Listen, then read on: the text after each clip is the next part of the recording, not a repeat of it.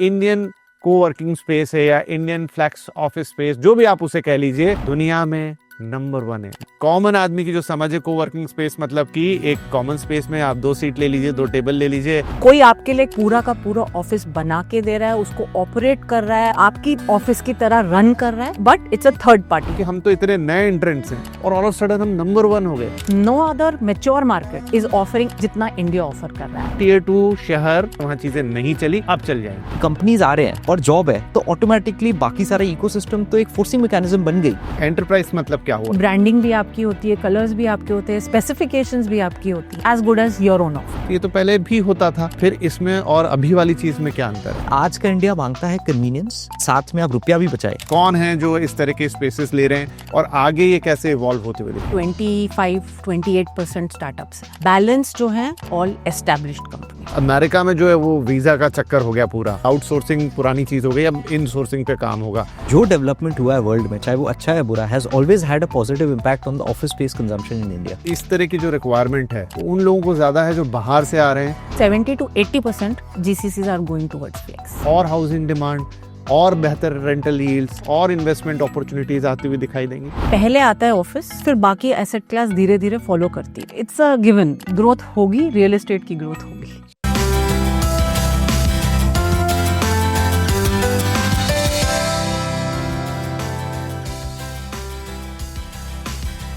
Hello, welcome और बहुत बहुत स्वागत है आपका CNBC आवाज पर। आप देख रहे हैं द रियल एसेट शो और आपके साथ मैं हूं आपका दोस्त, आपका होस्ट विपिन भट्ट। तो एक बार फिर से बहुत बहुत स्वागत आपका।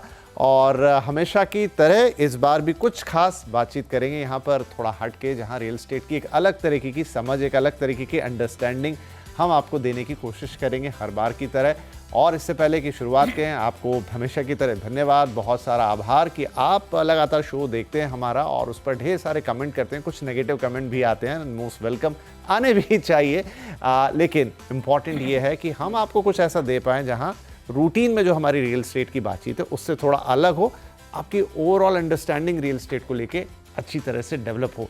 तो आज भी ऐसे एक इंटरेस्टिंग टॉपिक है, उसके बारे में मैं उम्मीद करता हूँ हमारे बहुत सारे दर्शकों ने शायद सुना होगा, जाना होगा, लेकिन बहुत ज़्यादा उसके बारे में आइडिया नहीं होगा, सिवाय कि हम उन टर्म्स को जानते हैं। तो आज हम बात करने जा रहे हैं कोवर्किंग स्पेसेस की। जी हाँ, आप शायद आपको कुछ एक नाम दिमाग में चमके होंगे, और coworking space, flexible space, flex office, बहुत सारे अलग अलग टर्म हैं। तो ये क्या होता है, कैसे काम करता है, इंडियन रियल एस्टेट में इसका क्या लेना देना है, जब हम कमर्शियल रियल एस्टेट की बात करते हैं तो ये उसका हिस्सा कैसे है, और अल्टीमेटली आप जो दर्शक हैं, जो कि एक इन्वेस्टर हो सकता है, एक होम बायर हो सकता है, एक ऑफिस बॉयर हो सकता है, कोई दुकान, लैंड, कुछ भी खरीदना है, आपके लिए ये चीज़ जानना समझना क्यों ज़रूरी है, कैसे कनेक्ट करता है ये आपको, और फिर आप किस शहर में रहते हैं, ये भी इंपॉर्टेंट है। तो ये सारी बातें आज हम करेंगे। एक अच्छी चीज़ से शुरुआत करते हैं कि इस समय जो इंडियन कोवर्किंग स्पेस है या इंडियन फ्लैक्स ऑफिस स्पेस, जो भी आप उसे कह लीजिए, दुनिया में नंबर 1 है। जी हाँ, वो दुनिया में नंबर 1 है। ये कब हो गया, कैसे हो गया, शायद बहुत सारे लोगों को नहीं पता,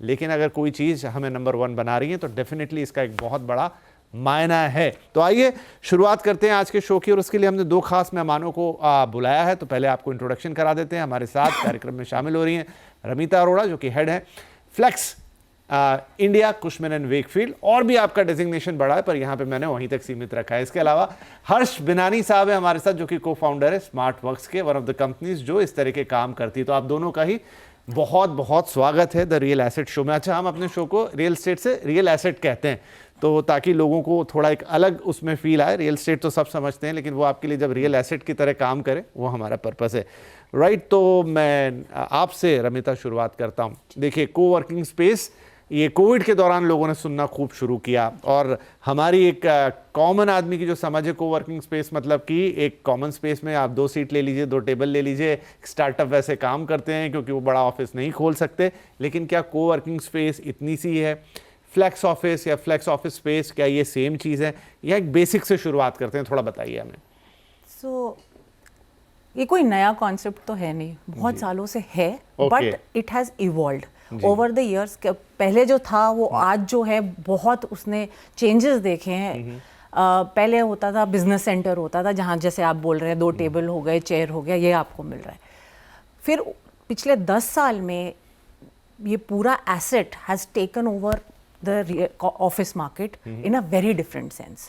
अभी जैसे पहले था कोवर्किंग से शुरू हुआ, बिजनेस सेंटर से कोवर्किंग की तरफ आया, when global entrants also came into the country, तभी उससे कोवर्किंग वाज बड़ा फ्लोर है, उसके अंदर आपके टेबल हैं, आप जा रहे हैं, सीट्स ले रहे हैं, साथ बैठ रहे हैं, साथ काम कर रहे हैं, एग्जैक्टली कोवर्किंग. फिर उसके बाद में कोविड आया. कोविड के बाद, कोविड से पहले भी काफ़ी एवोल्यूशन शुरू हो गई थी, बट कोविड के बाद जो थ्रस्ट आया है इस इंडस्ट्री में, इट्स अनदर लेवल. उसमें अब क्या हो गया है कि मेरे को मेरा ऑफिस चाहिए. छोटी कंपनी है, बड़ी कंपनी है, they want the office to be designed for them. आप उस ऑफिस में जाओ, it should not be any different from their office. So what we call as enterprise solution, managed office solution. आपका office है, आप कोई आपके लिए कर रहा है, आपको पूरा का पूरा ऑफिस बना के दे रहा है, उसको ऑपरेट कर रहा है, आपको आपकी ऑफिस की तरह रन कर रहा है, but it's a third party who is doing it. आप उनको एक सिंगल चेक देते हो, different from what you do with a landlord, but it's evolved. So from business centre, coworking, अब we are in the phase of enterprise and manage solutions, जो कि अगर देखा जाए तो 70 to 80% of flex that is happening in India is actually around enterprise and managed. ठीक है, तो आई थिंक मोटी मोटी बात तो समझ में आई. अब इसको थोड़ा और सिंप्लीफाई करते हैं. हर्ष, ज़रूरत ही क्यों पड़ी? हमने तो देखा बचपन से कि ऑफिसेज होते हैं, सरकार के ऑफिस होते थे शुरुआत में, जो सब गवर्नमेंट ऑफिस जब हुआ करते थे तो उनकी अपनी बिल्डिंग होती थी, वो उसे मैनेज करते थे.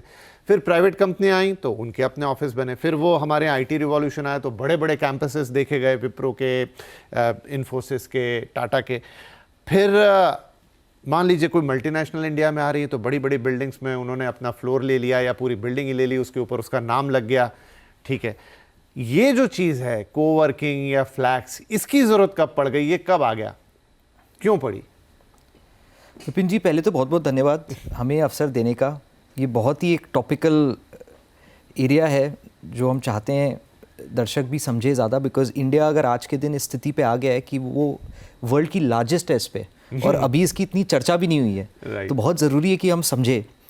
और इसको समझने के लिए हमें एक अलग पहलू से ये चीज़ समझना पड़ेगा. ऑफिस की जब हम बात करते हैं, इंडिया में ऑफिस की कहानी प्रैक्टिकली स्पीकिंग लास्ट 20-25 सालों में बहुत ज़ोरों से स्टार्ट हुई है. 75 साल हो गए, उससे ज़्यादा हो गए हमारे इंडिपेंडेंस को, और आज के दिन अपने बात कर रहे हैं practically 100 crore square foot office space की, जिसमें बहुत सारे एस्टिमेट्स हैं जो ये जिक्र करते हैं कि 80 करोड़ तो लास्ट 20 से 25 सालों में ही आए हैं. तो आप इमेजिन कर सकते हो कि किस वेलोसिटी से ग्रोथ हुई है जी. अब अगर हम एक वर्ल्ड व्यू देखते हैं, coworking as a concept India में नहीं जन्मा है. कोवर्किंग एज अ कंसेप्ट बाहर के देशों में था, वेस्टर्न कंट्रीज़ में था, और वहाँ पे कंसेप्ट इसलिए बहुत ज़ोरों से चला क्योंकि वहाँ पे जो स्मॉल और मीडियम साइज्ड ऑर्गेनाइजेशंस थे, उनको जगह और अच्छी इन्वायरमेंट की इतनी ज़्यादा आभास नहीं मिल पा रही थी, क्योंकि वहाँ पे रियल एस्टेट की जो सप्लाई थी वो भी ऑर्गेनाइज थी, और जो डिमांड था, जो गूगल, फेडेक्स, बड़े कंपनीज की थी, वो भी ऑर्गेनाइज थी. तो इन बिटवीन कोवर्किंग जैसा एक माध्यम मिल गया जहाँ पे न्यू और छोटे कंपनीज को एक बहुत अच्छा जगह मिल गया यूज़ करने के लिए. इंडिया बहुत अलग है. इंडिया में अगर आप कोई एक बाहर का आइडिया लाओ और उसको आप कट कॉपी पेस्ट करो तो वो इंडिया में वर्क नहीं करता है. इंडिया में डायनामिक्स ही बहुत डिफरेंट है. आज के दिन इंडिया में आप सरप्राइज्ड होंगे जान के बात कि 80% कमर्शियल रियल एस्टेट हमारे टॉप 10 शहरों में आज के दिन भी अनऑर्गेनाइज्ड है. कोई 80%. कोई डॉक्टर एक बड़ी बिल्डिंग का मालिक है, कोई मैन्युफैक्चरिंग टाइकून ने जो संपत्ति अपना बिजनेस में क्रिएट किया, भाड़े के इनकम के लिए उसने साइड करके एक अलग बिल्डिंग खरीद ली.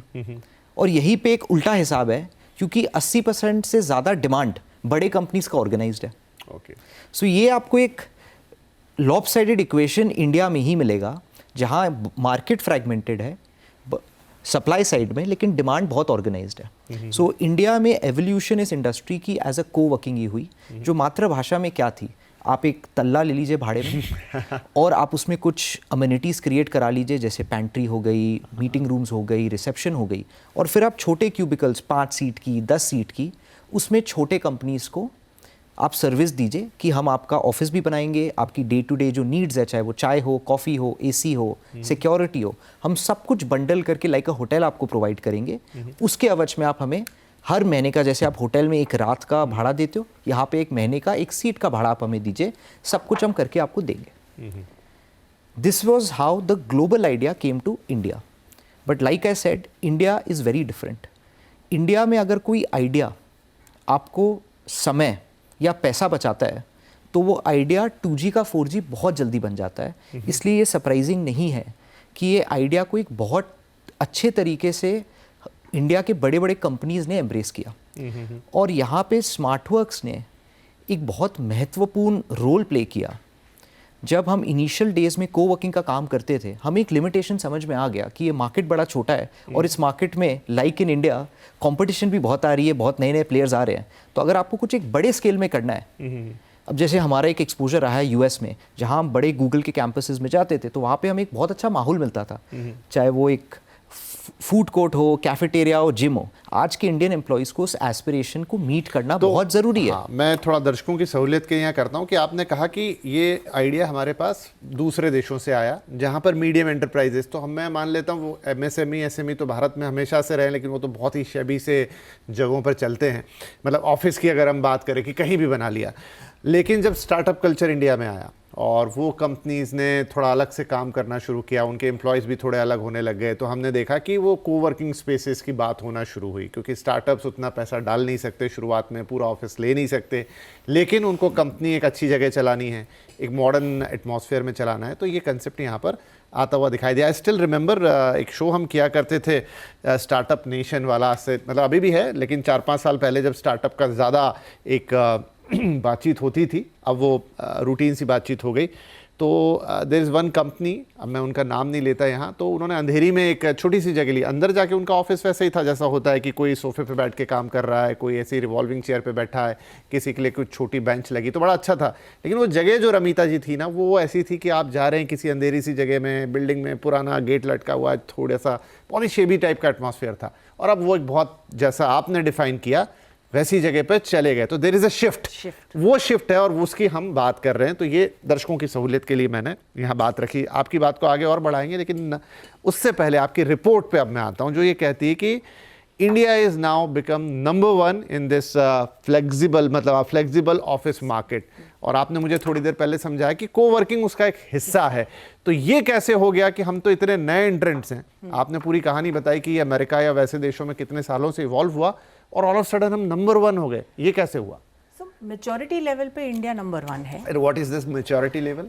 इसमें 3 पैरामीटर्स बेसिकली कंसिडर करे गए हैं। What is the total flex absorption in a country over a 1 years time. जैसे अगर हम 2024 का लें, टोटल अब्जॉर्प्शन करीबन 88 मिलियन स्क्वायर फीट हुई थी। उसका 15% फ्लेक्स नहीं आया। ठीक है। सो डबल डिजिट में कोई और कंट्री में अब्जॉर्प्शन नहीं हो रही है from a flex point of view. That was number 1। अच्छा, इस तरीके से हम नंबर 1। हाँ। ओके। सेकंड क्राइटेरिया था नंबर ऑफ प्लेयर्स। अगर आज की डेट में देखा जाए ना, including organised, unorganised players, listed players, local, regional, global and national level players, सबको अगर लिया जाए करीबन 400 से 450 प्लेयर्स हैं कंट्री में जो अवेलेबल हैं। Okay. So every price point, कोई किसी नीश में ऑपरेट कर रहा है, कोई एक सर्विस ऑफर कर रहा है, कोई दूसरी सर्विस ऑफर कर रहा है। So that the entire thing. And the third thing is जो स्ट्रक्चर्स अवेलेबल है, the maturity of the structures that are available. अब जैसे हम लोग बात कर रहे थे, एंटरप्राइज एक है, मैनेज्ड ऑफिस है, आपका कोवर्किंग है, या फिर आपको स्वीट्स हैं, अलग अलग तरह की ऑफरिंग है। सो अगर हम इन तीनों पैरामीटर्स को देखा जाए, no other mature market is offering जितना इंडिया ऑफर कर रहा है आज, इसलिए हम नंबर 1 है। उस लिहाज से इस वजह से हम नंबर 1। ओके। आज की डेट में देखा जाए तो टोटल फ्लेक्स का स्टॉक जो है करीबन, and I am mostly focusing on grade A stock, is close to about 85 million square feet. Okay. Which is expected कि अगले साल तक ये 100 मिलियन हो जाएगा। हाँ, आपकी रिपोर्ट कहती है 2026 तक ये 100 मिलियन हो जाएगा। और 100 मिलियन में टोटल कंट्री का स्टॉक करीबन 850-860 मिलियन होगा, जिसका 100 million is going to be only flex. No other country, no matter how mature they are, is comparing with these इस स्टैटिस्टिक्स से। अब थोड़ा सा मुझे बताइए, एक आपने कहा कोवर्किंग, एक आपने कहा एंटरप्राइज। हाँ जी। कोवर्किंग मोस्टली लोग समझते हैं कि हाँ क्या है, हाँ। कैसे। एंटरप्राइज मतलब क्या हुआ है फिर यहाँ? एंटरप्राइज जैसे हर्ष अभी बोल रहे थे, पूरी बिल्डिंग ली और उसके अंदर जैसे किसी को 10,000 चाहिए, 20,000, बट उनका अपना ऑफिस। तो आप उस ऑफिस में घुसेंगे, आप चाहे ग्लोबल किसी भी ऑफिस में चले जाइए, उस कंपनी के look and feel experience is exactly the same. Employees को ये नहीं लगेगा कि हम किसी और कंट्री में छोटे से ऑफिस में बैठे हुए। ऐसा एक्सपीरियंस आता है कि जैसे हमारा ये ऑफिस है। उसमें ब्रांडिंग भी आपकी होती है, कलर्स भी आपके होते हैं, स्पेसिफिकेशंस भी आपकी होती हैं। So it's as good as your own office. Okay. So I think that's what defines enterprise and managed. Managed is because सारी services तो जो मुझे समझ में आया हर्ष, वो ये कि ठीक है, स्टार्टअप वाली एक चीज़ हो गई, या छोटी कंपनी, चलिए स्टार्टअप से आगे बढ़ जाते हैं उसमें, तो कोवर्किंग स्पेसेस वो ले लेते हैं कि वो पूरा ऑफिस अफोर्ड नहीं कर सकते, तो उन्होंने 5 सीट ले ली, 10 सीट ले ली, 2 कमरे ले लिए। ये तो हो गया कोवर्किंग। जो मैम ने समझाया एंटरप्राइज मतलब एक बड़ी कंपनी आई, उसने कहा मुझे पूरी बिल्डिंग चाहिए, या पूरा 2 फ्लोर चाहिए, 3 फ्लोर चाहिए, और मुझे जैसा ऑफिस चाहिए वो बना के दीजिए। तो ये तो पहले भी होता था, फिर इसमें और अभी वाली चीज़ में क्या अंतर है? इसमें एक बहुत बड़ा डिफरेंस ये हुआ है लास्ट 6-7 सालों में। कोवर्किंग जहाँ पे हम लोग एक तल्ला भाड़े में लेके छोटे कंपनीज को साथ में अरेंजमेंट करते थे, एक नया कैटेगरी स्मार्टवर्क्स ने बहुत अर्ली टाइम पे रियलाइज़ किया, जहाँ पे एक बड़ी अपॉर्चुनिटी है कि क्यों ना हम, अगर हमें एक बहुत बड़ा काम करना है, एक प्लेटफॉर्म बनाएं जहाँ पे हम unorganised fragmented real estate supply अपने प्लेटफॉर्म में लाए। एक फ्लोर की जगह हम पूरा बिल्डिंग लें। और उस बिल्डिंग, इतना बड़ा वो बिल्डिंग ले कि वहाँ पे हम सारे सुविधाएं, अम्यूनिटीज़ जो मैंने बताया, gym, day care, food court, sport zone, सब कुछ क्रिएट करें, जो सारे उस बिल्डिंग के यूज़र्स शेयरिंग बेसिस में यूज़ कर पाए। उसके बाद उस प्लेटफॉर्म में हम ऑफिस सर्विसेज के लिए आपको जितने सारे सर्विसेज चाहिए, चाहे वो कॉन्ट्रैक्टर का सर्विस हो या टी कॉफ़ी हो या फैसिलिटी मैनेजमेंट हो, उनको भी ऑर्गेनाइज करके इस प्लेटफॉर्म में ले आए। ये हो गया हमारा इक्वेशन सप्लाई का। अब डिमांड साइड पे हम जैसी कोई लार्ज कंपनी के पास जाते हैं, चाहे वो गूगल हो गया, फेडेक्स हो गया, या कोई भी लार्ज फॉर्चून 500 कंपनी हो गई, या कोई लार्ज इंडियन कॉन्ग्लोमरेट हो गई, उनको एक वैल्यू प्रोपोजिशन ये दे कि देखिए आपका ऑफिस आपका ही है, आपके हिसाब से हम इसे डिज़ाइन करेंगे, उसके बाद हम उसकी पूरी इंटीरियर और फिट आउट करेंगे अपने प्लेटफॉर्म में, और आपको ऑफिस चलाने के लिए जितने सारे सर्विसेज चाहिए, ताकि वो एक होटल जैसा हो कि बस आप अपना लैपटॉप लेके या डेस्कटॉप लेके वहाँ पे यूज़ करें, वो सब कुछ हम एक ही अम्ब्रेला में आपको प्रोवाइड करेंगे एज अ सर्विस। इससे आपको बहुत सारे फ़ायदे हैं। ए, आपके एम्प्लॉयज़ इस वातावरण में बहुत खुश रहेंगे। सेकंड, ये चीज़ आप अगर खुद से करते आपको शायद और महंगा पड़ता, हम उसको at a cost saving value करके दे। और इंडिया में ये फॉर्मूला हमेशा चलता ही है कि अगर आप कुछ अनऑर्गेनाइज्ड को ऑर्गेनाइज करो और वो at a fraction of a cost आप दो, एंड साथ में आप ये दावा दो कि आपके एम्प्लॉयज़ इस वातावरण में ज़्यादा खुश रहेंगे, तो ये फॉर्मूला तो चलेगा ही। और प्लेटफॉर्म की खासियत ये है, चाहे आप यूएस देख लीजिए, यूरोप देख लीजिए, वर्ल्ड की सारी देशों में जहाँ पे प्लेटफॉर्म बेस्ड कंपनीज आई है, जिस मॉडल पे स्मार्टवर्क्स ने अपना बिजनेस ग्रो किया है, जितने ज़्यादा यूज़र्स इसमें आते हैं, जितने ज़्यादा कंपनीज आते हैं, उतना ज़्यादा एक फ्लाईव्हील इफेक्ट बनता है और कंपनीज और आते हैं। इसलिए हमारे लिए ये चीज़ सरप्राइजिंग नहीं है कि जो कैटेगरी हमने क्रिएट किया लेस देन 8 साल, जिसमें विपिन जी 2 साल कोविड के भी थे, 1 करोड़ 20 लाख स्क्वायर फुट का फुटप्रिंट हमने 14 शहरों में क्रिएट किया है। और अब ये मॉडल लेके हम सिंगापुर में भी गए हैं, और आज के दिन 700 से ज़्यादा एंटरप्राइजेस को हम सर्व कर रहे हैं। और अच्छी बात यह है कि आप उनके एक पैन इंडिया इंफ्रास्ट्रक्चर पार्टनर बन गए हो। तो ऐसा नहीं है कि आप आज के दिन बैंगलोर के सरजापुर में या पुणे के बानेर में एक जगह उनको सर्व कर रहे हो। 30% से ज़्यादा कंपनीज ऐसे हैं हमारे जो हर जगह इंडिया में हमारे साथ स्पेस लेते हैं। तो ये आपको एक बहुत एक सटल शिफ्ट बट एक बहुत इंपॉर्टेंट शिफ्ट बता रही है कि हैबिट चेंज हो रही है। हाँ, ये कंपनी सोच रहे हैं कि हमें क्यों खुद का ऑफिस चाहिए। उसको मैं थोड़ा सरल भाषा में मैम अगर ऐसे समझाऊं, मुझे बताइए कि क्या ये सही होगा गलत होगा। लोग शादियां करते हैं, अब शादियों का सीजन आ रहा है, बहुत पैसा खर्च करते हैं। इंडियन वेडिंग्स तो अपनी जगह, लेकिन उसमें भी क्या है कि वो जो जगह है जो आप बुक करेंगे, हॉल से लेकर तो एक बड़ा कम्युनिटी स्पेस जो भी है वो अलग बुकिंग होती है। कैटरर आप अच्छे से अच्छा बुलाएंगे लेकिन आप अलग जगह जाएंगे। आपको एक जो भी लाइटिंग फसाड और ये सब करना, उसके लिए आप कोई तीसरा वेंडर ढूंढेंगे। आप उसके अलावा कुछ कॉस्ट्यूम वगैरह में करना चाह रहे हैं, अलग है। फोटोग्राफर अलग आएगा। उसकी जगह हर्ष आते हैं और कहते हैं कि कहाँ आप इस झंझट में पड़े हुए हैं, इधर आइए, आपको वेन्यू चाहिए, ये रहा वेन्यू, ये रहा आपका कैटरिंग, ये रहा आपका, ये सब मैं करके दूंगा। यही हो रहा है, दिस इज राइट। थोड़ा एग्जाम्पल मैंने बहुत ज्यादा सिंपल कर दिया, बट हो यही रहा है। In simple way yes, but I think from real estate के हिसाब से अगर देखा जाए it's slightly more complicated, but आपको मैं एक सिंपल पैरेलल दे सकती हूँ from a real estate point of view. अब आप इंडिया में देखो, जितना भी काम आ रहा है इट इज़ आउटसोर्सिंग, क्योंकि कंपनी सोचिए जो हमारा कोर है हम उसके ऊपर फोकस करेंगे, बाकी हम आउटसोर्स करके दूसरी कंपनीज को दे देंगे। This is the exact parallel जो इसमें भी हो रहा है। हमारा जो कोर है वो है, लेट्स से अगर हम एक टेक्नोलॉजी कंपनी है, सॉफ्टवेयर डेवलपमेंट हमारा कोर है, हम उस पर फोकस करते। ये जो चीज़ है फैसिलिटी मैनेजमेंट करना, आपका रोज़ का रोज़ लैंडलॉर्ड के साथ कुछ चल रहा है, कहीं पानी लीकेज हो रही है, companies ideally would not want to get involve कि ये हम डे टू डे ऑपरेशन। अगर मेरे को एक वेंडर मिल रहा है वो जो सारी मेरे प्रॉब्लम्स को टेक केयर कर रहे हैं, and this works very well for small, medium and slightly large companies. तो गूगल वगैरह तक के नाम लिए नहीं, गूगल वगैरह का अब क्या हो रहा है कि देयर आर बड़ी companies consciously portion of their is going to flex. अच्छा, उनका रीजन अलग है, कंपनीज जैसे साइज पे डिपेंड। थोड़ा सा और इसको समझने की कोशिश, मुंबई का बीकेसी आप जाइए, एक से एक बड़े बड़े ऑफिस और बड़े, तो वो कैसे चलते हैं? वो कंपनीज की खुद की बिल्डिंग है या उन्होंने बिल्डिंग किसी से ले ली है, अंदर का मैनेजमेंट खुद संभालते हैं, थर्ड पार्टी को देते हैं, क्या है वो?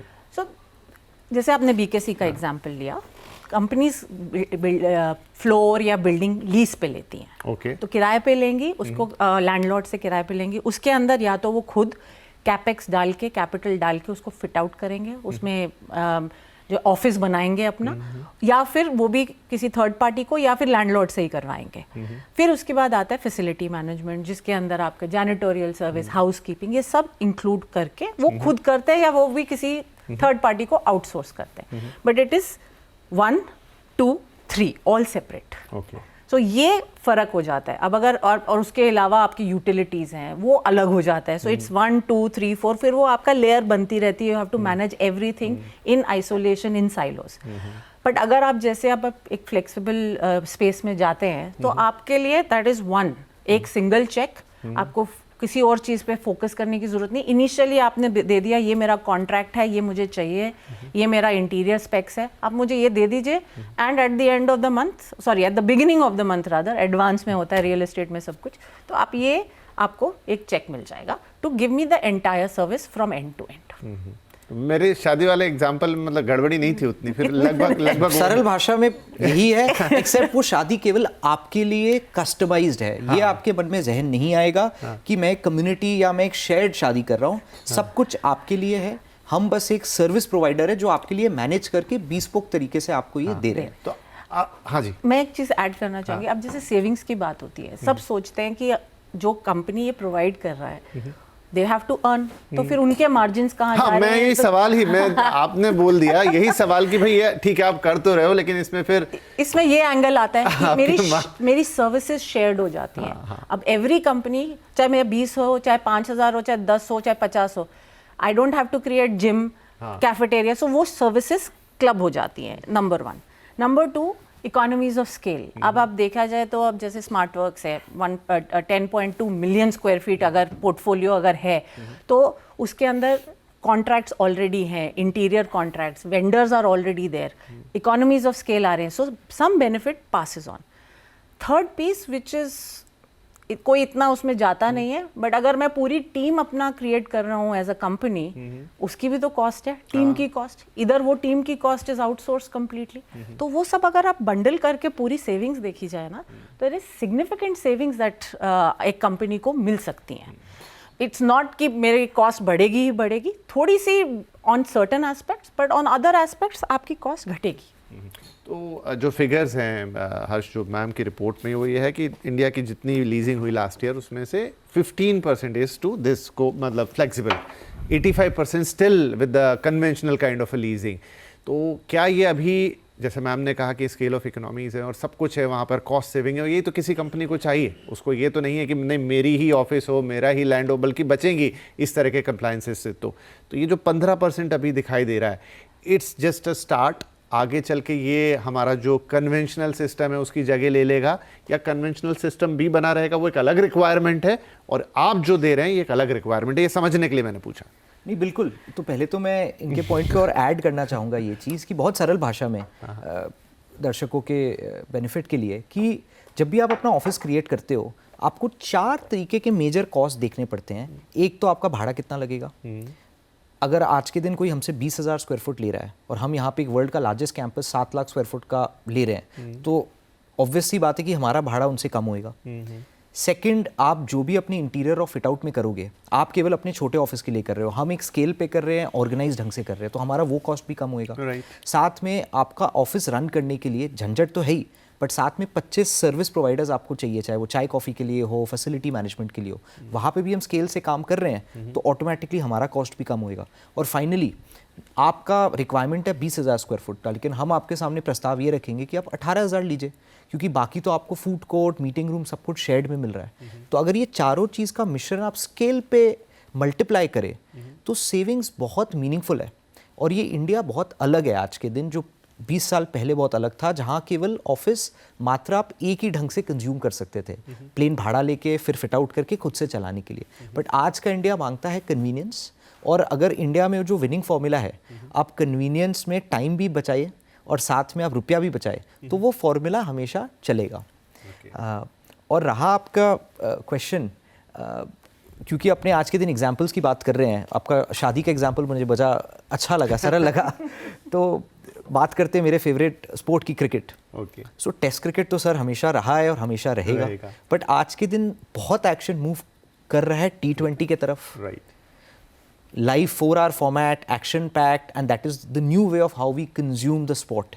तो आप ऑलमोस्ट इसी टाइप का एक इक्वेशन यूज कर सकते हैं कि टेस्ट क्रिकेट में बहुत सालों तक एक नया फॉर्मेट नहीं आया था, जब तक वनडे क्रिकेट आया, और उसके बाद T20 ने तो जिस तरीके से पेनिट्रेट किया है, फ्लेक्स स्पेस एग्जैक्टली वही कर रहा है। कि एक ये ऐसा हैबिट चेंज ला रहा है कि सबके जहन में ये चीज़ आ गया, जब कोई एक स्पेशलाइज प्लेयर ये काम हमारे से बेटर कर सकता है, हमें रुपया बचा के भी दे सकता है, और एक स्टैंडर्डाइज तरीके से इंडिया में हर जगह में सेम ही सर्विस देता है, हम क्यों इस चीज़ में जाए। हमारे एम्प्लॉयज़ भी हैप्पी है, और इसलिए आज के दिन का जो आपको नंबर दिख रहा है, मैं आपको गारंटी कर रहा हूँ विपिन जी, अगर आप 2016-17 या 2019 के भी रिपोर्ट देखेंगे, कोई भी ये इमेजिन नहीं कर पाया कि फ्लेक्स स्पेस इतना बड़ा हो जाएगा। और हम तो वहाँ पे बिजनेस जब बिल्ड कर रहे थे, तो हमें तो ये क्लियरली दिख रहा था कि हवा इस तरफ आ रहा है। अभी आप एक नए कैटेगरी बना दी हो, और नए कैटेगरी में जब आप बड़े बड़े कंपनीज को इस कैटेगरी में ले आए हो। आप भी तो एक स्टार्टअप हैं, आपका शुरुआती ऑफिस कैसा था?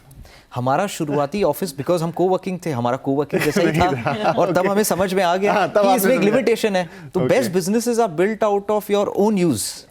तो जब हमें भी एहसास हो गया कि जब हम थोड़े बड़े हो जाएंगे तो ये वातावरण चलेगा नहीं, और जब आप बड़े क्लाइंट्स जिनको सर्व कर रहे थे, वो आपको जब छोड़ के जा रहे थे, और जब आप उनसे फीडबैक ले रहे थे, तो ये बात भी आपको क्लियर हो गई कि आप उनके बहुत सारे प्रॉब्लम सॉल्व कर रहे हो, लेकिन जब वो थोड़ा बड़े स्केल का हो जाते हैं, तो आपको भी अपना गेम चेंज करना पड़ेगा। आपको बड़े कैंपसेस लेके उनको ऑनेस्टली जब ये कोवर्किंग की कहानियां आती थी और हम सुनते थे, और स्टार्टअप का सब शोज वगैरह में हमको, तो मुझे थोड़ा सा प्रैक्टिकली लगता था कि सुनने में अच्छा लगता है, बड़ा फैंसी सा लगता है, लेकिन हाउ इट इज़ पॉसिबल कि यहाँ 2 एम्प्लॉय एक कंपनी के बैठे हैं इसी जगह, और 2 मीटर पे 2 एम्प्लॉय दूसरी कंपनी के बैठे हैं, मेरी कुछ बातें हैं जो वो सुनेंगे, उनकी बातें मैं सुनूंगा।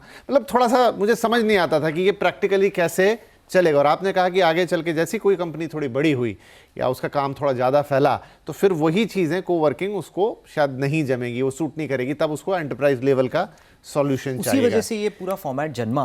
और इसी तरफ अब सारा एक्शन मूव कर रहा है। जैसे अमिताभ जी ने भी बताया कि 70 to 80% अब मैनेज वर्क स्पेस की तरफ ही आ रहा है। और आप सरप्राइज रहोगे कि कोविड के समय कोवर्किंग एज अ सेक्टर ने काफ़ी चैलेंजेस फेस की, क्योंकि उस समय तो यही नहीं पता था कि कमर्शियल ऑफिस स्पेस की एग्जिस्टेंस रहेगी कि नहीं रहेगी। एंड न्यूयॉर्क वगैरह में तो एक अलग ही माहौल बन गया, वर्क फ्रॉम होम और ये सब इतना ज़्यादा हो चुका था कि वापस लौट के आएंगे कि नहीं आएंगे। I think there is lot of reports after that कि but I think same main चीज़ जो वहाँ हुई, राइट, कि इट वाज लोग जो सोच रहे थे उससे बिल्कुल अलग था।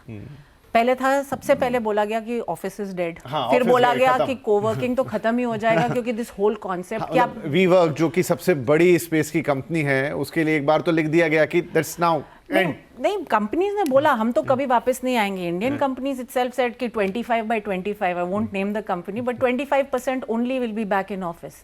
तो ये सारे स्टेटमेंट्स हुई थी उस टाइम में।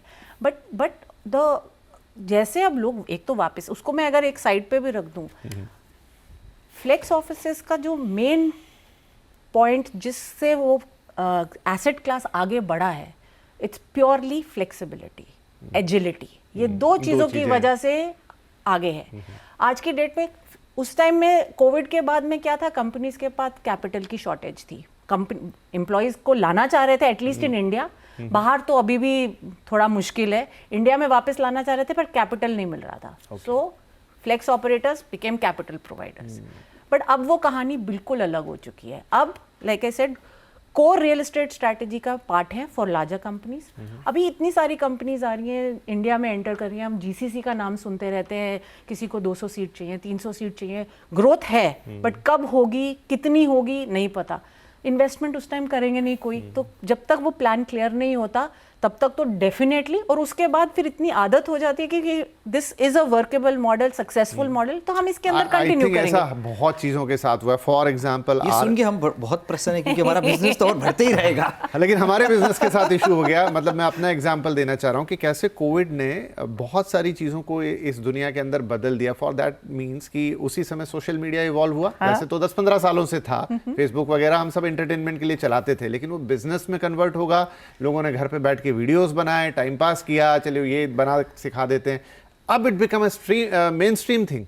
अब वहीं पे लोग जाके खबरें भी देखना पसंद कर रहे हैं, वहीं पे लोग कुछ भी नया हो रहा है तो वहीं हो रहा है। जो आपके इन्फ्लुएंसर्स हैं अब वो आगे निकल आए एक कदम पे, क्योंकि उनके हिसाब से मार्केटिंग हो रही है, सब कुछ हो रहा है। तो कन्वेंशनल चीज़ें थी, अभी भी हैं, चलेंगी आगे जैसे हम बात कर रहे हैं, लेकिन एक नया मॉडल इवॉल्व हो गया। अब वो सोशल मीडिया पे बहुत सीरियस चीज़ें शिफ्ट हो गई। उसके नुकसान और फायदे दोनों हैं, वो एक अलग बहस है अपने आप में। उसी तरह से ये और कई चीज़ें। But coming back to our own topic, ma'am अभी ये बताइए कि आज की तारीख में अभी तो 15%, उसमें क्या है, उसका कंपोजिशन क्या है, कौन है जो इस तरह के स्पेसेस ले रहे हैं? क्या बड़ी कंपनीज जैसा इन्होंने नाम लिया उनका अभी प्रपोर्शन कितना है, स्मॉल मीडियम एंटरप्राइजेस या स्टार्टअप्स ही उसमें प्ले कर रहे हैं, और आगे ये कैसे इवॉल्व होते हुए दिखेगा? अगर आपको परसेंटेज ब्रेकअप चाहिए तो I think total would be approximately 25-28% startups हैं। ओके। बैलेंस जो हैं, these are all established companies. Okay. It's a mix of large companies and medium companies, but 72% तक आपके इंटरनेशनल कंपनीज, एंड इंटरनेशनल में Indian companies को भी डाल रही हूँ क्योंकि they have operations outside of India. तो ये हैं 72% करीबन है।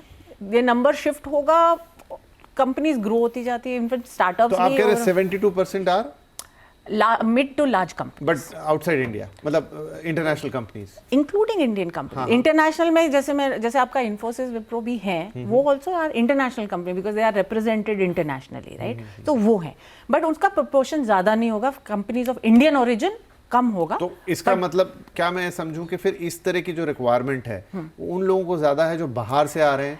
सो आज की डेट में अगर देखा जाए तो जीसीसी पे फोकस बहुत स्ट्रांग है। सो जीसीसी, आए दिन हम रिपोर्ट्स पढ़ते रहते हैं कि जीसीसी की कितनी एंट्री हो रही है।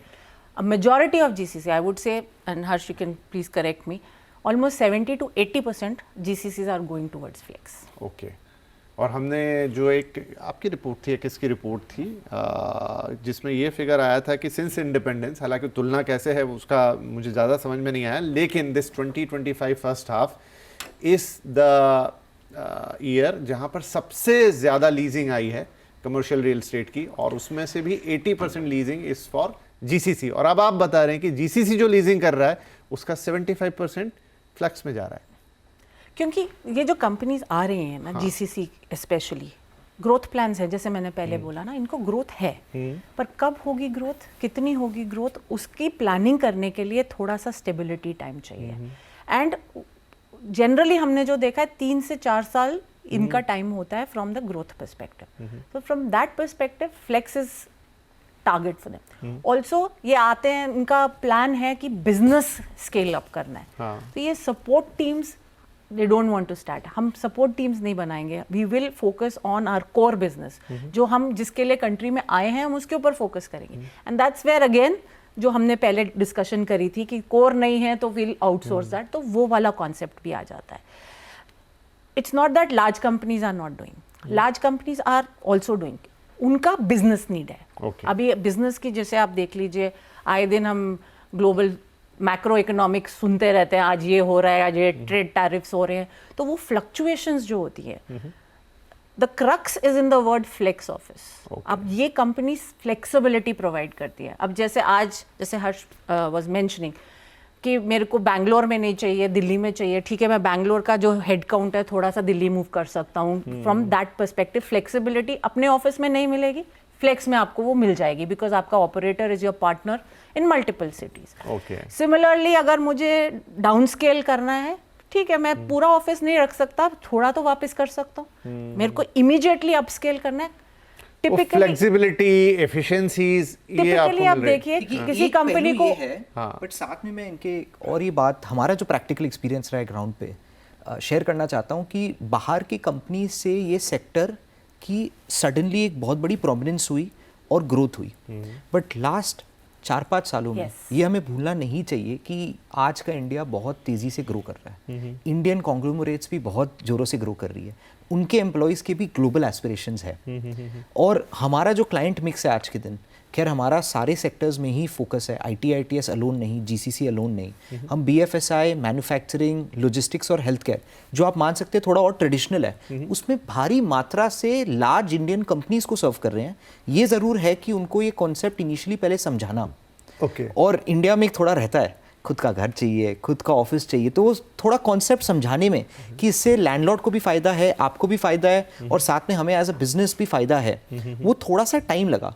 लेकिन लास्ट 5 ईयर्स में, पर्टिकुलरली कोविड के बाद जो कैटेगरी हमने क्रिएट किया है, वहाँ पे हम इतना ज़्यादा वेलोसिटी सी देख रहे हैं कि कंपनी पहले अपना एक ऑफिस एक सिटी में मूव करता है, और उसके बाद जब उसको वो चीज़ समझ में आ जाता है, पैन इंडिया उसको पूरा मूव करना डिफ़िकल्ट नहीं है।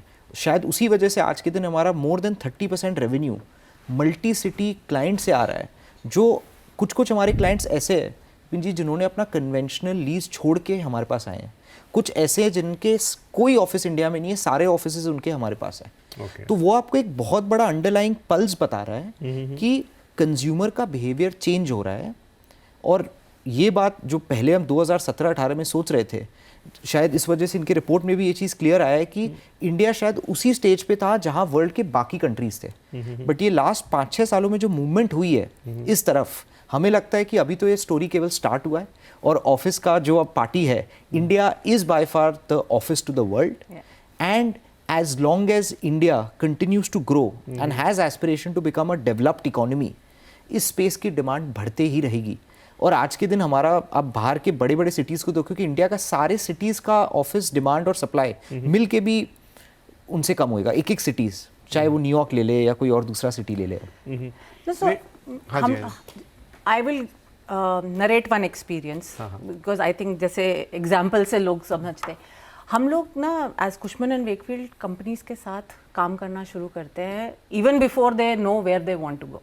अभी जैसे GCC एडवाइजरी जैसे आप ले लीजिए, हमारा जो प्लेटफॉर्म है, अगर इंडिया आना है, फिलीपींस जाना है, साउथ अमेरिका जाना है, वहाँ से हमारी उनके साथ कॉन्वर्जेशन शुरू होती है। फिर real estate is one small piece of it, but where we are seeing is India का जो फ्लेक्स ऑफिस का जो एक्सपोजर है, उनको बिल्कुल, जैसे हर्ष वाज मेंशनिंग, बिल्कुल भी समझ नहीं आता। उनके लिए फ्लेक्स बोलो तो coworking, and coworking doesn't work. There are intellectual property issues, there are all those issues which come into play.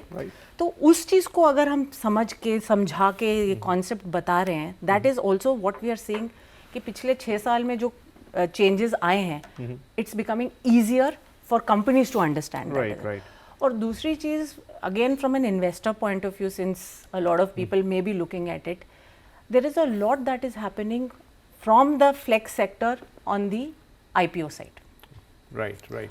तो उसकी वजह से transparency, this is was one of the pieces and which was missing ये asset class में, कि transparency थी but not getting out there because कोई public forums नहीं थे which were publishing reports. Right. Now with more and more flex operators getting listed, right. ये transparency it's going to only make it easier कि अब जो occupiers आ रहे हैं उनके लिए data already public domain में available है, it's not being processed.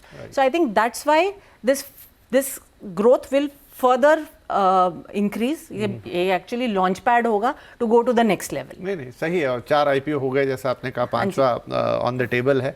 और 2-3 चीज़ें मैं समझा. अभी आपने जैसे एक चीज़ कही, तो एक तो होता है नीड, जिसके लिए पहले लोग आपके पास आ रहे थे, और दूसरी जो मैं आपकी बात से समझ में आया कि अब वो ट्रेंड हो रहा है. आपने कहा ना कि आप 30% जो हैं वो इसलिए चेंज कर रहे हैं कि बिकॉज नाउ दे थिंक कि हमारा ऐसा होना चाहिए. और उसमें अच्छा है कि अगर वो मिक्स में सिर्फ बाहर पे आप डिपेंड नहीं है कि कोई फॉरेन कंपनी आएगा या मल्टीनेशनल आएगा, आपके पास डोमेस्टिक भी वहाँ से डिमांड आ रही है. बट अभी क्योंकि GCC की बात हो रही है, GCC इन दिनों बहुत ही मतलब टॉक अबाउट टर्म है, तो अमेरिका में जो है वो वीज़ा का चक्कर हो गया पूरा.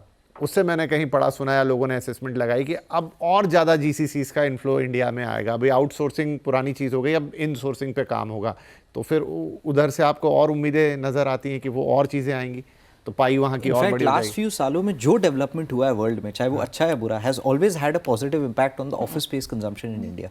और इंडिया GCC कैपिटल तो है ही वर्ल्ड का. पहले हम जाने जाते थे क्योंकि हमारा टैलेंट बहुत स्ट्रेटेजिक था और आपका यहाँ पे कॉस्ट बचता था.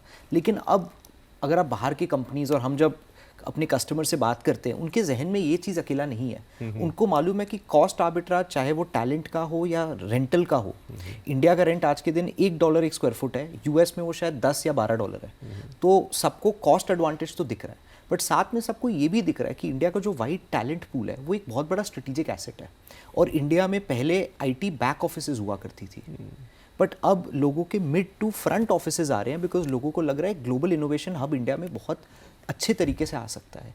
और ऑब्वियसली अनसर्टेनिटी जब होगी, तो हमारा जैसा अजाइल मॉडल है कि हम 60 डेज में आपको ऑफिस डिलीवर करके दे देते हैं. इनफैक्ट आई रिमेंबर हमारे जो एक लार्ज GCC क्लाइंट थे, उन्होंने एक कमेंट किया कि आप क्या कर रहे हो, आप ऑफिस हमें 60 दिन में दे रहे हो, हम अपना हायरिंग ही नहीं कर पाएंगे 60 दिन में, ये क्या कर रहे हैं. सो प्रैक्टिकली स्पीकिंग जो एजिलिटी और स्पीड आप उनको दे रहे हैं, वो एक बहुत बड़ा ड्रॉ तो है. But GCC is only one of the trends. So while we should celebrate कि large GCCs की वजह से flex space की opportunity और बढ़ेगी, but flex space केवल GCC पे निर्भर नहीं है. नहीं, वो तो बहुत अच्छी बात है. बहुत सारे और sectors और particularly Indian companies, क्योंकि बाहर की कंपनीज में हम अकेला नहीं डिपेंड कर सकते हैं. इंडियन कंपनीज की जो डिमांड आ रही है वो हमें लगता है और लॉन्ग है. इनफैक्ट हम जब कोई बहुत बड़े इंडियन कॉन्ग्लोमरेट्स को सर्व करते हैं, वो टाइम लेते हैं, लेकिन जब वो आते हैं वो 6 साल, 8 साल, 9 साल की कॉन्ट्रैक्ट साइन करते हैं. तो वो आपको एक अलग लेवल की स्टेबिलिटी देती है. क्योंकि एक और जो चीज़ का हम चर्चा कर रहे थे अभी, कि अभी इस सेक्टर में और IPOs आ रहे हैं, और IPOs बड़ी कंपनीज ने किया है, स्मार्टवर्क्स ने 3 महीने पहले की. तो आपको एक रोबस्ट बिजनेस मॉडल तो बनाना बहुत ज़रूरी है, क्योंकि उसके बिना at the end of the day हम अपने लैंडलॉर्ड्स को बेनिफिट कर रहे हैं, क्लाइंट्स और उनके एम्प्लॉइज़ को भी कर रहे हैं. बट एक जो बिजनेस की प्रिंसिपल है कि आपको एक स्टेबिलिटी बनानी है, एंड हम लोग हमेशा से इसी चीज़ पे गाइडेड थे. कोविड के पहले हमने पिवट किया टुवर्ड्स मैनेज स्पेस. कोविड आते ही एक बहुत बड़ा शॉक लगा इंडस्ट्री को, बट हमारा फोकस हमेशा रहा विद दैट गोल्डन प्रिंसिपल जो हमने लर्न किया था बचपन में, कि revenue at the end of the day is vanity, profit is sanity, but reality is cash flow. तो कोविड के समय क्योंकि हमारा एक पिवट सक्सेसफुल रहा लार्ज एंटरप्राइजेस के तरफ, लार्ज एंटरप्राइजेस कंटिन्यू करते रहे, और जब वर्ल्ड फियरफुल हो गया, हम एट स्मार्टवर्क्स काफ़ी ग्रीडी हो गए, बिकॉज हम बहुत एक्सपेंशन करने लगे, क्योंकि हमें समझ में आ गया ये जो बड़े बिल्डिंग का कॉन्सेप्ट है और बड़े कंपनीज को उसमें लाना एक आपके बिजनेस मॉडल को स्टेबिलिटी दे देगी, उससे आपका रिस्क भी कम होएगा. And at the end of the day आज के दिन जो रमिता जी ने बताया, एक इंक्रीजिंग जो नीड थी कि एक विजिबिलिटी और ट्रांसपेरेंसी होनी चाहिए कि किसका किस तरीके का ऑपरेशन है, वो एक बहुत बड़ा माध्यम IPO के थ्रू मिलता है. और हमें लगता है अभी ये ट्रेंड बस चालू ही हो रहा है. This is just a comma, not a full stop. लग तो ऐसे ही रहा है। तो रमीदा, एक और इंटरेस्टिंग चीज़ थी आपकी रिपोर्ट में, और वो ये कि 8 शहरों की तो रिपोर्ट बात करती है, लेकिन अब वो टियर 2 की तरफ भी जाती है। उसमें चंडीगढ़ का नाम आया, आई थिंक जयपुर का नाम था, 1-2 और शहरों के नाम थे, मे बी अहमदाबाद। लेकिन एक सवाल मेरे मन में यहाँ है, टियर 1 सिटी जो टॉप सिटीज़ हैं, मेट्रोज हैं, उनके साथ दिक्कत ये होगी कि इनकी एफिशिएंसी कम होती जा रही है दिन पे दिन, चाहे वो ट्रैफिक हो, ये हो, वो हो, लाइफस्टाइल, बहुत सारे इश्यूज हैं। बहुत लोग हैं जो अब इस वाली लाइफस्टाइल से थोड़े परेशान हैं और उनको लगता है कि अगर मेरे हाथ में पैसा आ जाए, अगर मुझे ये मिल जाए, तो मैं तो किसी छोटे शहर में चला जाऊंगा। ये आज बात भले ही उतनी ना हो रही हो, पर आप यकीन मानिए कि आगे आपको छोटे शहरों में प्रीमियम देके जाना पड़ेगा, नंबर 1।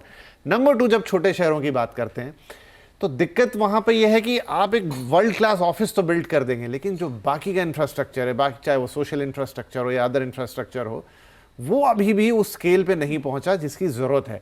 तो यहाँ पर भी दिक्कत है और यहाँ पर अभी वो एफिशिएंसीज क्रिएट नहीं हुई। ये बैलेंस कैसे स्ट्राइक होगा? सो आई थिंक जो हम लोग की कॉन्वर्जेशंस चल रही हैं, आप देखी जाए तो कभी भी डिमांड की साइड से कन्वर्सेशन चली नहीं रही है विद द गवर्नमेंट्स। ओके, कहीं ना कहीं गवर्नमेंट को स्टेप अप करके इंफ्रास्ट्रक्चर, जो सोशल इंफ्रास्ट्रक्चर है, वो बनाना ही पड़ेगा। फिजिकल एंड सोशल इंफ्रास्ट्रक्चर, वो तो गवर्नमेंट की responsibility from that point of view. Simple है, अगर एयरपोर्ट नहीं है, कंपनी नहीं जाएगी।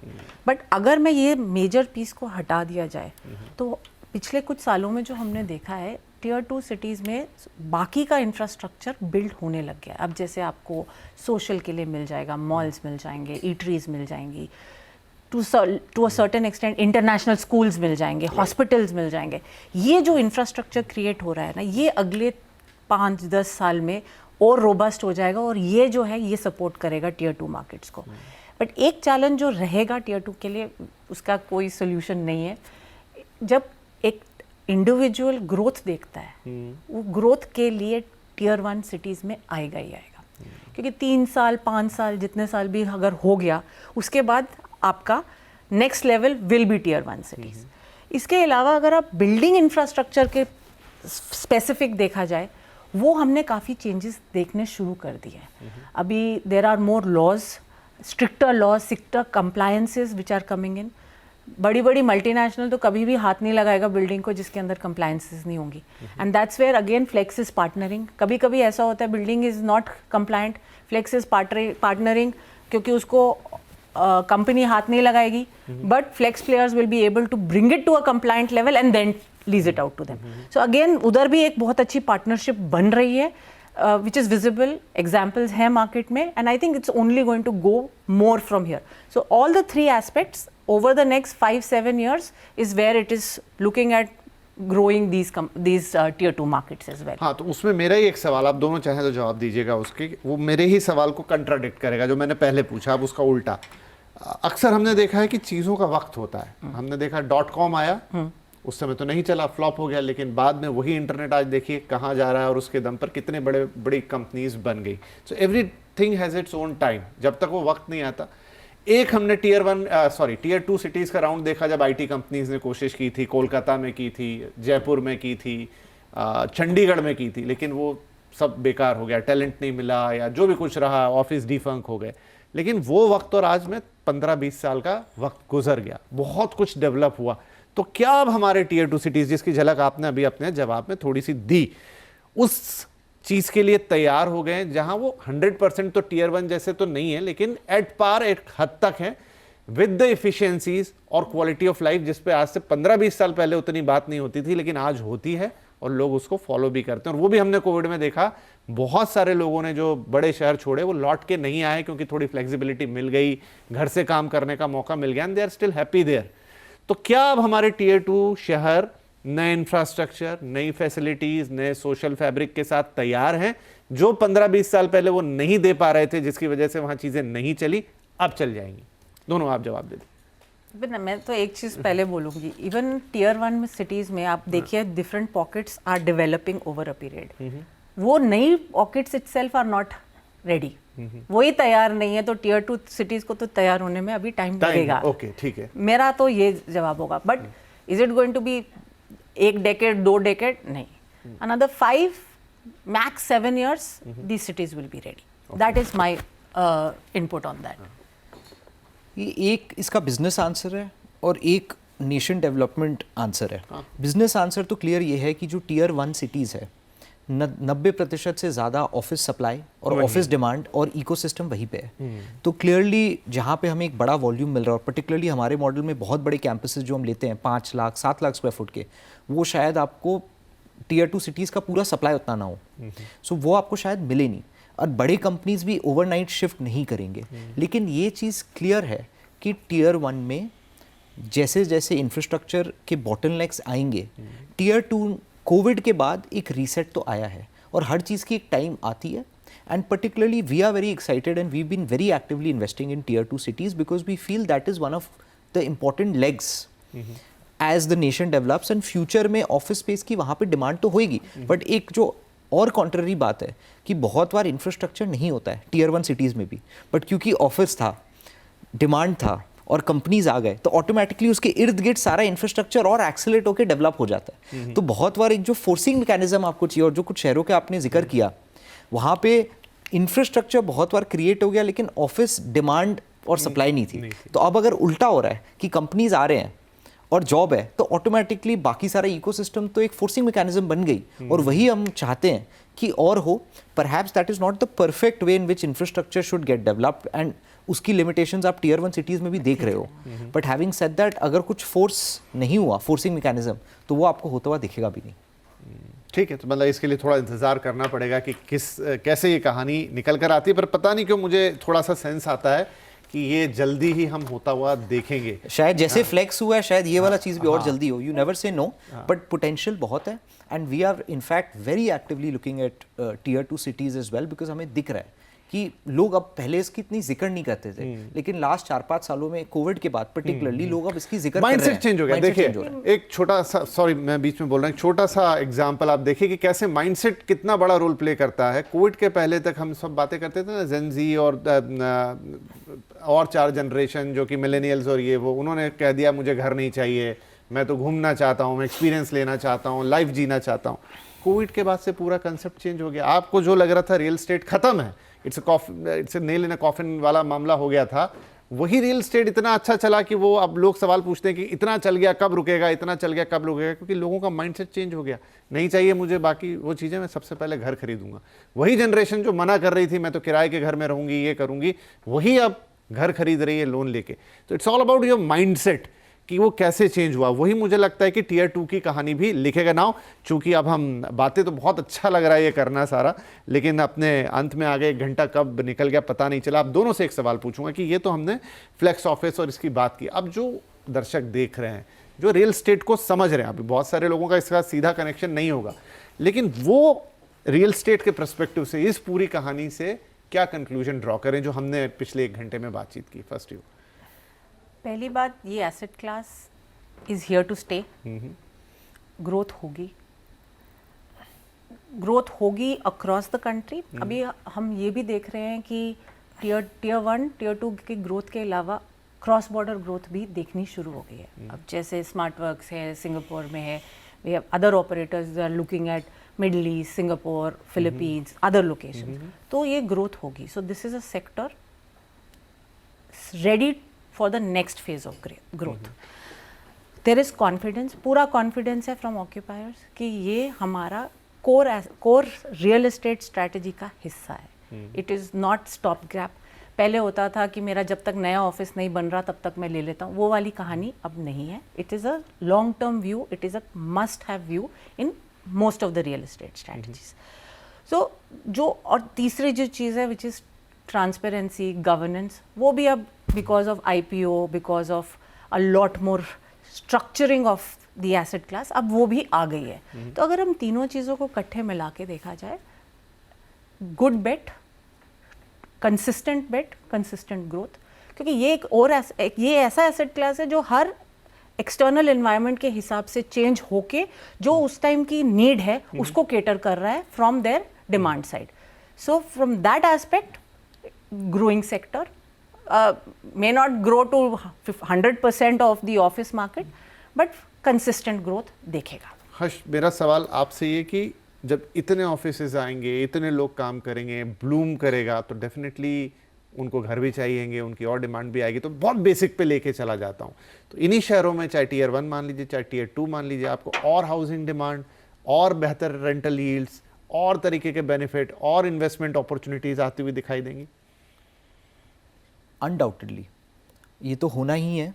और अगर आज के दिन अपने देखें कि इंडिया के 78 ईयर्स इंडिपेंडेंस में 1 बिलियन स्क्वायर फुट की ऑफिस क्रिएट हुई है, जिसमें आज के दिन इनके रिपोर्ट में there are several other estimates which talk about flex space की पेनिट्रेशन 8 से 10% हुई है। ये तो क्लियर है सर कि इंडिया को अगर एक डेवलप्ड इकोनॉमी बनना है 2047 में, जो हमारा कंट्री का एक नोबल मिशन है, तो आज के दिन भी हम बहुत अंडर पेनिट्रेटेड है। आने वाले टाइम में बाहर की कंपनियां ज़ोरों से ऑफिस यहाँ पे बनाएगी, इंडिया की कंपनीज जैसे जैसे बढ़ेगी उनकी ऑफिस की भी रिक्वायरमेंट बहुत ज़ोरों से आएगी। Are believe fundamentally is the next 1 billion square foot which will come in the next 10 to 15 years, a disproportionate share of that will not be leased, they will be managed. Okay. और यहीं पे एक drift आपको जाता हुआ दिखेगा, और ये सेक्टर का हमें बहुत फ्यूचर ब्राइट लग रहा है। और साथ में जैसे जैसे ये सेक्टर ग्रो करेगा, why are we limiting only to real estate, जो आपका एक डिमांड बढ़ेगा, साथ में आपकी इकोसिस्टम कितनी बढ़ेगी। अगर आज के दिन हमारे यहाँ 2 लाख लोग डेली आते हैं, तो साथ में कोई वेजिटेरियन थाली खा रहा है, कोई जिम यूज़ कर रहा है, कोई अपना लॉन्ड्री कर रहा है, तो अपने घर में जो वो कंजम्पशन कर रहा है वो ऑफिस में लेकर आ रहा है। तो पूरी जो इकोसिस्टम है वहाँ पे कंजम्पशन इतना अपलिफ्ट हो रहा है, क्योंकि आप एक ऐसा माहौल क्रिएट कर रहे हो एस्पिरेशनल अम्यूनिटीज़ का, कि आपको लग रहा है, जो अगेन यूएस में काफ़ी साल मैंने बिताए हैं, जो आपको लगता था जब आप ये बड़े बड़े कैंपसेस जाते थे गूगल मेटा के, कि आप एक काम करके मज़ा आ रहा है, आप अंदर जा रहे हो, और अंदर आप जब वापस निकल रहे हो ऐसा नहीं लग रहा कि आप थक गए हो आज, आपको लग रहा है आप अपने पेट को वॉक करवा रहे हो, आपका वहाँ पे आप फूड कोर्ट में जा रहे हो। तो ऐसा क्यों ना हो इंडिया में कि where work becomes a way to live, not the other way around. That is the more important connotation rather than जो रियल एस्टेट की ग्रोथ होगी, बिकॉज अगर वो ग्रोथ होगी तो इंडिया की as a society overall well being holistic growth होगी, and वो वर्क में भी दिखेगा, क्योंकि अच्छा एम्प्लॉई, हैप्पी एम्प्लॉई आपको अच्छा काम करके देगा, एंड नेशन की डेवलपमेंट भी उसी बेसिस पे होगी। And to answer your question directly, in tier 1 also हमने ये देखा है कि पहले आता है ऑफिस और फिर बाकी एसेट क्लास धीरे धीरे फॉलो करती है। तो इट्स अ गिवन, ग्रोथ होगी, रियल एस्टेट की ग्रोथ होगी। चलिए जी, मैंने जैसा कहा कि समय बस अब थोड़ा सा बता रहा है कि हमें इसे ख़त्म करना होगा, लेकिन ये चर्चा बहुत ज़्यादा इंटरेस्टिंग रही। आई थिंक मतलब दर्शकों के पॉइंट ऑफ व्यू से भी जानते थे इस चीज़ को, लेकिन इतनी गहराई से आज जो आप दोनों ने समझाया और जितना अच्छी तरीके से समझाया, आई थिंक प्रोग्राम देखने के बाद वो जैसे थोड़ा एनलाइटमेंट वाला फीलिंग होता है वो आएगा। Thank you very much Ramita and Harsh, बहुत मजा आया बातचीत करके। एंड स्पेस ये है भी बड़ा एक्साइटिंग स्पेस, आगे इस पर और जैसे जैसे वो आपका 100 मिलियन मार्क जब टच होगा दोबारा आपको बुलाएंगे और उस पर बातचीत करेंगे। And thank you very much for watching the show. I think कि आज का ये शो, ये बातचीत जो काफ़ी इनफॉर्मल तरीके से हुई, आपको अच्छी लगी होगी। तो जैसा मैंने शुरुआत में भी कहा, प्लीज़ अपने कमेंट ज़रूर भेजिएगा। आप चाहे टीवी पे देखें शो या हमारे सोशल मीडिया प्लेटफॉर्म्स पे, जहां आप सीधे लिख के हमें बता सकते हैं, या फिर मेल करना चाहें वो भी कर सकते हैं।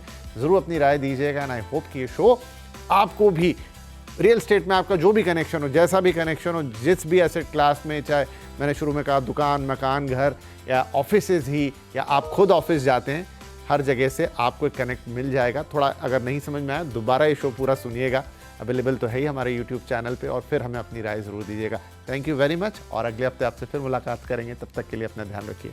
नमस्कार।